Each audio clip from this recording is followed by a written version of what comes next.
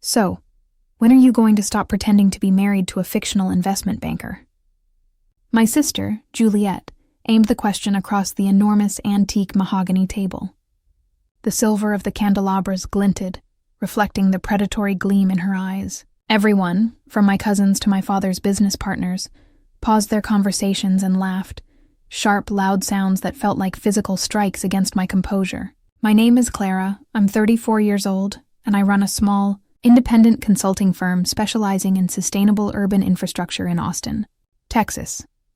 That is apparently an embarrassing trade for my family, the elite, old money real estate developers of Highland Park, Dallas. I live modestly, reinvesting almost everything into my company's groundbreaking projects. My family, however, measures worth exclusively in square footage, vintage wine, and the prestige of a last name.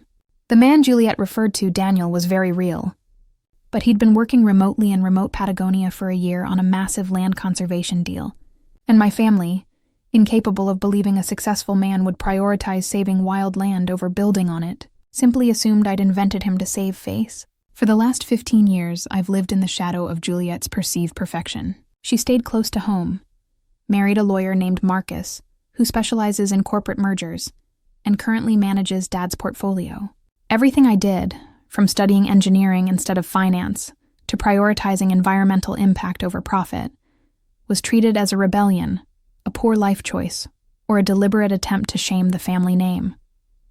The emotional neglect wasn't subtle. When I secured $50 million in green infrastructure funding for the city last month, my mother asked if the celebratory champagne was at least French, then immediately asked Juliet how her latest development deal was progressing. It was always like walking through a minefield of comparison, where every step I took was either ignored or criticized for not being Juliet's path. My earliest memory of this dynamic is ridiculously specific. I was 9, and I'd won a regional science fair prize for a working model of a solar-powered garden irrigation system. Juliet, who was 11, had won nothing that year, but when Dad gave her a new pony the next week, he announced it was for showing a sophisticated understanding of the family's future needs.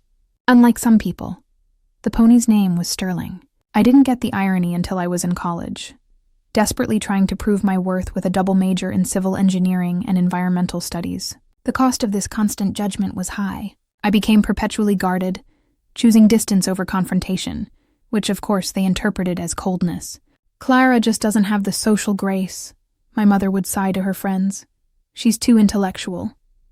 A little rough around the edges. The edges were just the parts of me that wouldn't conform to their expectation of a pliable, society-ready trophy daughter. While Juliet practiced her delicate laugh and mastered the art of passive-aggressive commentary, I learned how to structure a city's water flow and design decentralized power grids. My expertise was literally the architecture of the future. Yet in their dining room, I was a failure because I didn't know which fork to use for the oyster course. The true cruelty lay in their financial conditionalism. When I started my firm, Terraform Consulting, I applied to my father for a modest seed investment, a loan I guaranteed to repay within 3 years. He laughed, not unkindly, but with utter condescension. Sustainable infrastructure? Clara, that's charity, not business. Talk to me when you decide to build McMansions or strip malls. Until then, you're on your own. Real money doesn't come from saving the planet. He then gave Juliet a down payment on a new condo for showing excellent market intuition. I walked out of that meeting and realized the only way to earn respect was to achieve success so profound they couldn't deny it. But I had to do it, completely outside their sphere of influence. The scene of my humiliation was my parents' annual Christmas Eve dinner, a truly spectacular affair meant to remind everyone of their wealth. The dining room was draped in velvet and gold, dominated by a 14-foot spruce tree, twinkling with imported antique ornaments. The air smelled of expensive roasting beef and judgmental superiority. I felt intensely conspicuous in my simple, tailored velvet dress amidst the glittering gowns and perfectly manicured faces. I'd arrived late, hoping to avoid the cocktail hour gauntlet.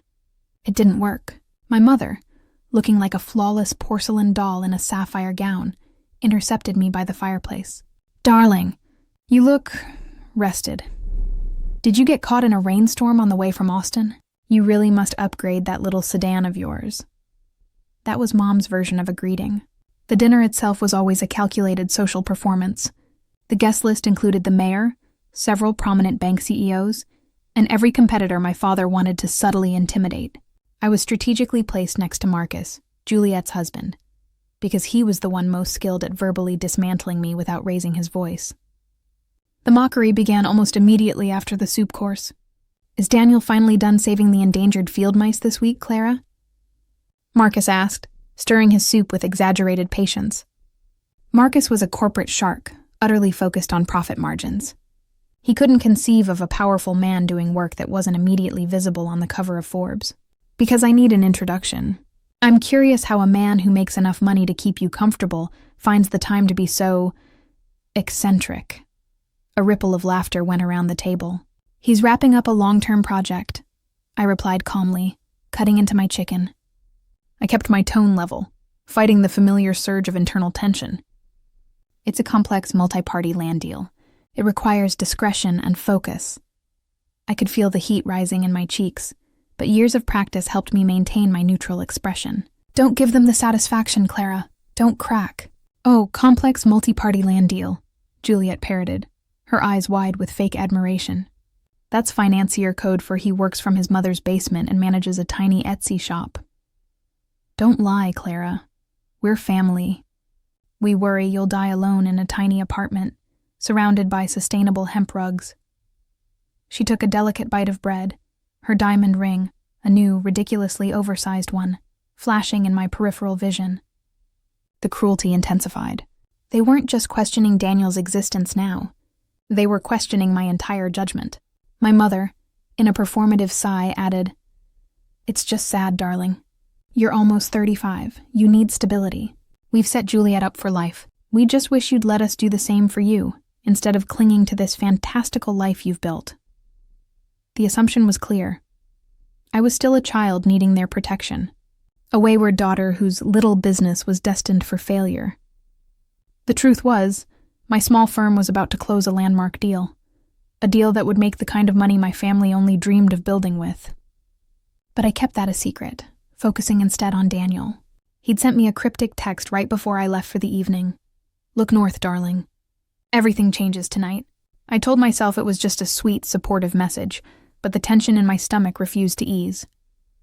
I had a feeling the change he meant was far more dramatic than a simple arrival. The history of Daniel Sterling was something my family couldn't comprehend because he had actively built his life against their values. His background was in software, having co-founded a major data analytics firm and selling it young, making his own staggering fortune before he was 30. But instead of retiring to a yacht or a corporate board, he immediately pivoted, funding projects that merged technology with large-scale environmental preservation, the very definition of what my father considered eccentric and unprofitable. Daniel and I met at a conference on water scarcity, arguing over the efficiency of modular treatment plants. It wasn't romantic. It was intellectual combustion. He loved that my solutions focused on resilient, long-term community good, not short-term developer profit. His Patagonia conservation deal was about using his wealth and tech to permanently protect millions of acres of land, keeping his operation intentionally off-grid and discreet to avoid the kind of corporate surveillance and sabotage he'd learned to anticipate. He knew about the Northwood Mansion. Everyone in Highland Park did. It was the white whale of my father's development empire, a sprawling 20-acre estate next to his own property, sitting vacant for years, owned by a mysterious entity. My father had leveraged political contacts and immense cash to try and force a sale, seeing it as the crown jewel of his next luxury subdivision. 2 months ago, I was on a video call with Daniel when he mentioned he was diverting a major chunk of his South American funds. "I'm going after your father's white whale, Clara," he'd said, his eyes sparkling with mischief. "The owner is a shell corporation I set up years ago. I've been waiting for your father's offer to peak." The land was perfect for his next big vision, an urban, self-sustaining community hub focused on power generation and vertical farming.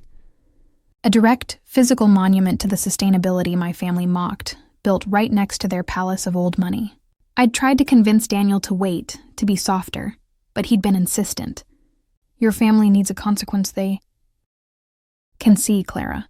They need to understand the cost of underestimating genuine passion. We're not just building a project, we're establishing a new truth."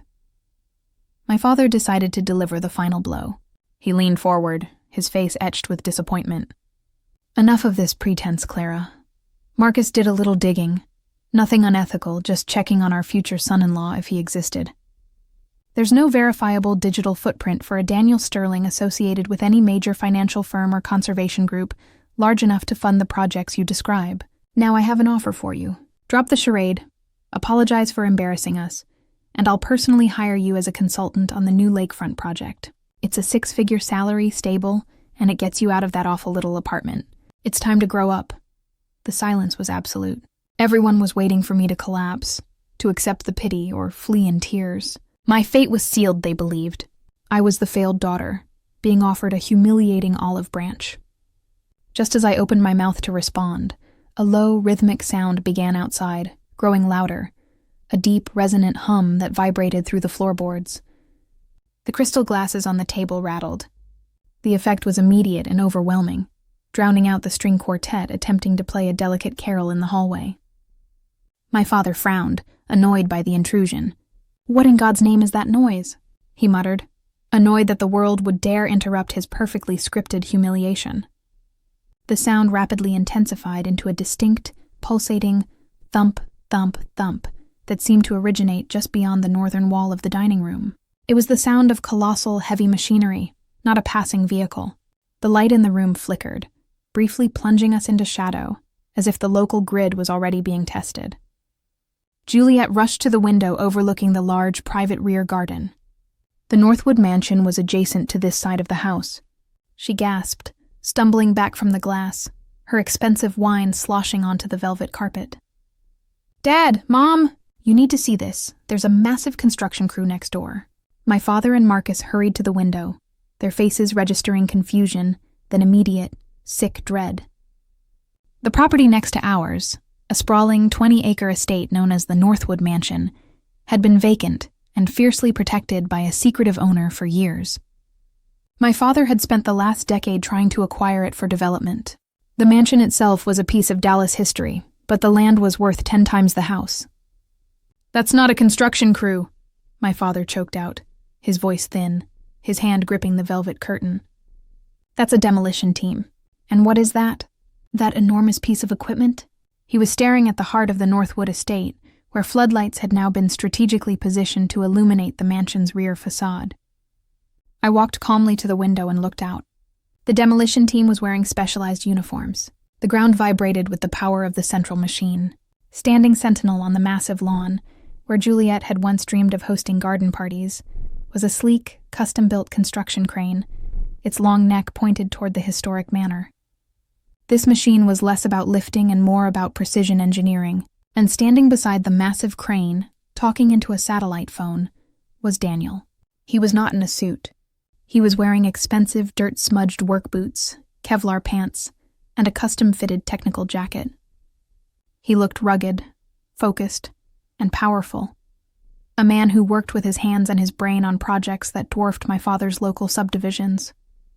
He was the real money, the kind of genius my family read about but never encountered. As I watched, he ended his call, turned toward my parents' house, and waved, a confident, easy gesture that was both a greeting and a declaration of war. "That's Daniel," I said quietly, pointing out the window, my voice gaining strength. "And that huge piece of equipment isn't just a crane. It's one of the largest specialized wind turbine installation units in the state. He's not here for a conference, Dad. He bought Northwood Mansion, and he's demolishing it to build the most significant vertical farm and urban power generation facility in the South. He closed the deal 2 days ago." The dining room descended into a chaos more profound than any family argument. Juliet shrieked, a high panicked sound that shattered the last pretense of decorum. "He bought Northwood? But Dad offered $80 million for that land. Who is he? Who would pay more to knock down a mansion?" My mother looked physically faint, gripping the back of a chair, her sapphire gown suddenly seeming too tight. "The vertical farm project I've been consulting on for 2 years? That was Daniel's company. He insisted on operating with complete discretion to prevent corporate espionage from competitors," I explained, my voice finally rising with triumph. The silence I commanded was thick with their disbelief. He wasn't working from his mother's basement. He was managing a $400 million sustainable energy and agricultural land acquisition from a tent in Patagonia. And he's not an investment banker. He's a disruptive energy developer. He only used the name Sterling as an alias in early communications. Marcus, the supposed financial genius of the family, looked utterly destroyed. He checked his phone instinctively, pulling up a stock ticker, desperate for data to confirm the unreality before him. A $400 million project? Next door? That's not just a zoning headache. That's a whole new municipal infrastructure. My father stumbled away from the window, looking at the mountain of imported beef on the table with sudden nausea. The food that represented their status now seemed meaningless. He stammered, You knew he was this successful. Why didn't you tell us? You never asked about my world, Dad. You only asked about yours, I said, meeting his eyes, refusing to break contact. You judged me because my work wasn't prestigious enough for your friends. You laughed at my choice to prioritize conservation over development. You assumed I was a failure because I didn't live up to Juliet's shallow standards. I didn't tell you because I realized your approval was never the prize I was seeking. The silence in the room was crushing, punctuated only by the distant rhythmic thump of Daniel's crane beginning its work. The sound was no longer annoying. It was a physical statement of intent. Juliet whispered, her voice laced with fear. He bought the Northwood. That means he's now our direct, most valuable neighbor. He's building that beside our house. The value. She trailed off, suddenly realizing the potential shift in her own property's worth. Not just the inconvenience of construction, but the establishment of a radically different, environmentally focused zoning that could dismantle their entire development plan for the adjacent greenbelt. He is, I confirmed, and he's creating a new zoning precedent that will change the value of every development deal your firm has planned for this city, especially the greenbelt projects you were so keen to exploit. He bought the Northwood not for status, but to protect the region's environmental future from people like you. My mother tried to approach me, her hand outstretched, the mask of society perfection finally crumbling, revealing genuine panic. Clara, please. I'm sorry. We were wrong. We just wanted you to be happy. I finally stood up, pushing my chair back with a soft scrape that drew every eye. I was always happy, Mom. I just wasn't respectable by your standards. Daniel didn't show up in that enormous machinery to prove his worth to you. He showed up to ensure I never have to sit at this table and listen to you belittle me again. I picked up my small purse. I didn't walk out of the room. I simply walked away from the table, toward the nearest window, looking out to the northern grounds. As I reached the heavy velvet curtains, Daniel was looking up again. He gave me a slight knowing smile, a silent question. Ready? I gave him a small nod, a silent answer. Yes. I used to think my happiness depended on whether or not they were proud of me. Turns out, I just needed to realize that the approval I craved was only given to people who were willing to be controlled. The truest victory wasn't getting invited to their exclusive table. It was buying the land next door and building something better. The air in the dining room felt heavy, cold, and metallic. My parents and their guests, the mayor, the bank CEO, the corporate lawyer, all sat paralyzed, watching Daniel's outline against the blinding construction lights. The low hum of the turbine installer was the new background music to my family's shattered reality. My father, Gregory, was the first to move, pulling out his phone and barking orders to a confused assistant. Get me the deed for Northwood! Check the acquisition date. Find out who Daniel Sterling really is, not the alias, the true principal. His voice was frantic, desperate, stripped of its usual imposing authority. Juliet, recognizing the sudden shift in the financial landscape, turned her fury on her husband. Marcus, you checked him out. You said he was a fraud. This directly impacts the value of the Willow Creek subdivision. It's right next to the Northwood Greenbelt. Marcus, pale and sweating, muttered into his phone. The digital footprint was intentionally sanitized. He used deep-level encryption and a South American shell corporation. He's brilliant, or terrifyingly, well-funded. I didn't wait for a response. I merely gave them one final look of quiet finality and exited the dining room, the heavy oak doors closing silently behind me. The noise of the machinery was muffled, but the tension was not. My mother, Martha, chased me into the entry hall. Her carefully applied composure was melting. Clara, wait! You can't just leave. This is Christmas Eve. We're talking about millions, hundreds of millions. This is family! Family? I turned, my voice still quiet, which made her lean in closer, desperate to hear. Family doesn't ask a daughter who has built a successful, ethical business to apologize for embarrassing them. Family doesn't try to shame a partner who's doing world-changing work. Family doesn't demand you abandon your life's purpose for a six-figure salary handout. That's not family, Mom. That's a social contract I just revoked. But, the zoning, she pleaded, her voice cracking. Your father's reputation. The contracts. This project. It ruins everything we've worked for. No, Mom, I countered, walking toward the front door.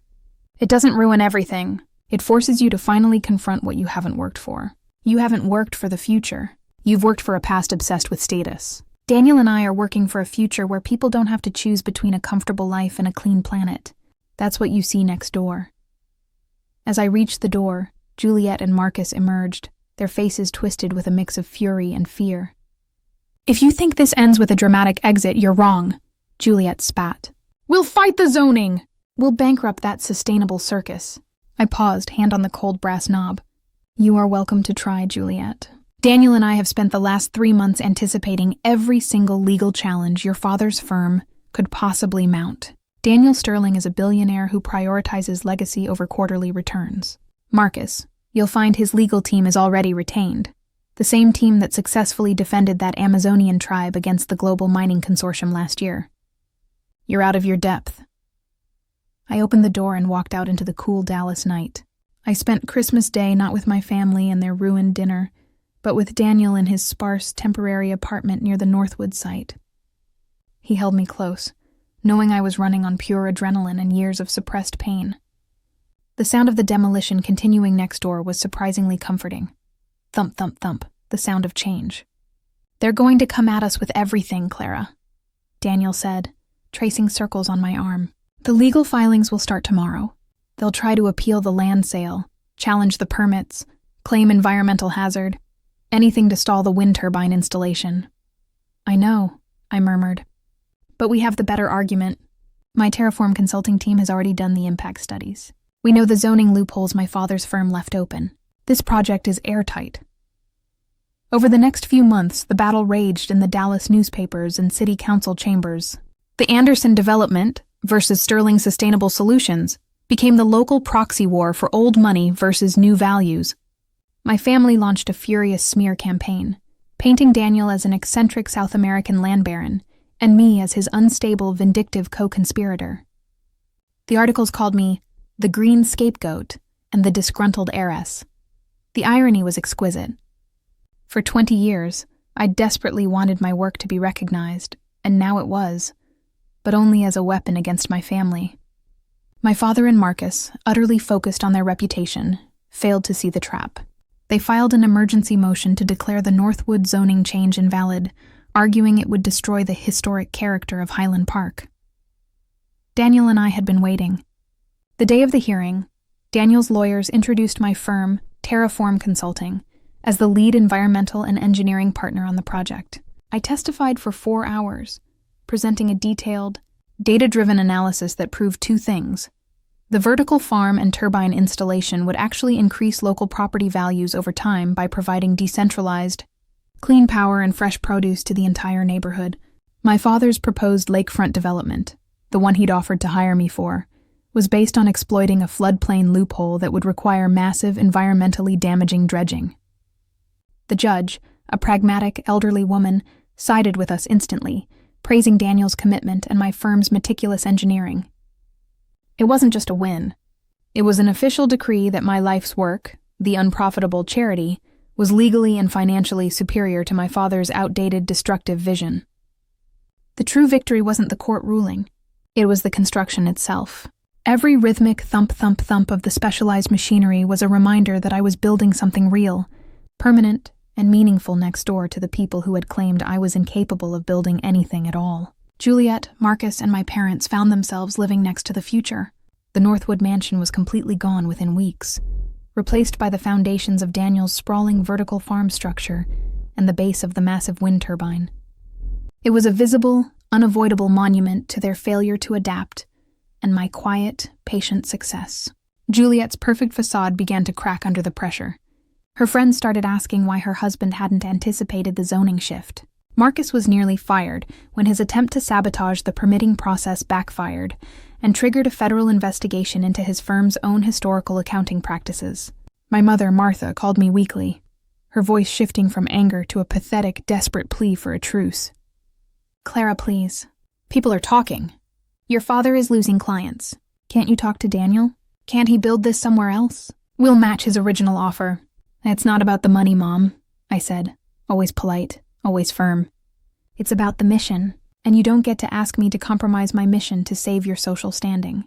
The ultimate vindication came 6 months later at the grand opening of the Sterling Vertical Farm and Power Initiative. It wasn't a society event. It was a community celebration. Local officials, environmental groups, and Dallas residents gathered to see the future of urban power and agriculture. Daniel and I stood together at the podium. I was introduced not as Daniel's girlfriend, but as Terraform Consulting's founder and the chief infrastructure architect of the Northwood project. My father, desperate for any shred of connection to the success, arrived uninvited, trying to hover near the VIP section. He looked defeated, his suit now looking a generation behind the functional high-tech clothing worn by Daniel's team. I watched him try to nod confidently to the mayor, who gave him a cold, distant handshake and moved away. Daniel leaned over to me and whispered, "Look at him. He still thinks the way to win is to get into the right room." "He doesn't realize the room changed around him," I replied. My speech that day wasn't about revenge. It was about defining what real worth meant.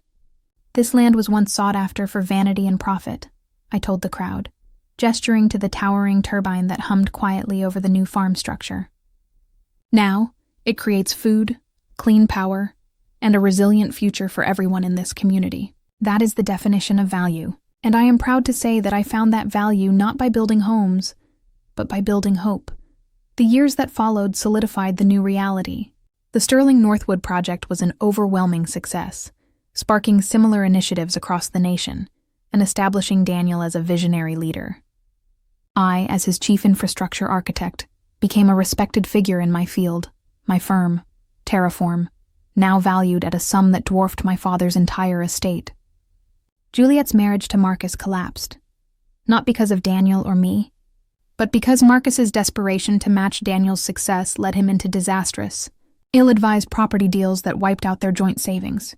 Juliet, stripped of her perfection and social armor, found herself working an entry-level position at a local boutique, her diamond rings gathering dust.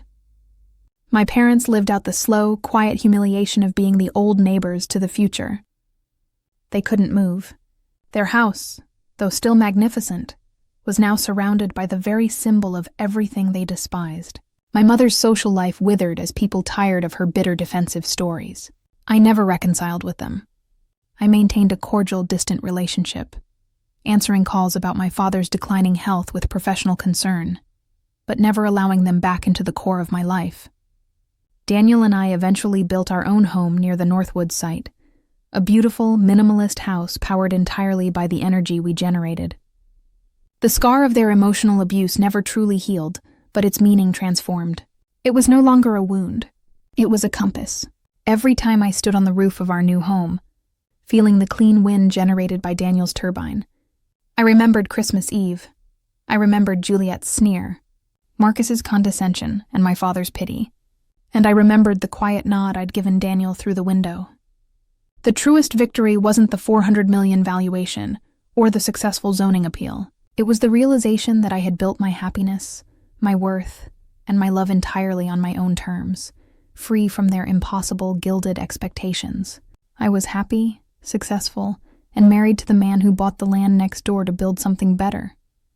And my family could only watch the future rise, loud and triumphant, outside their very own window.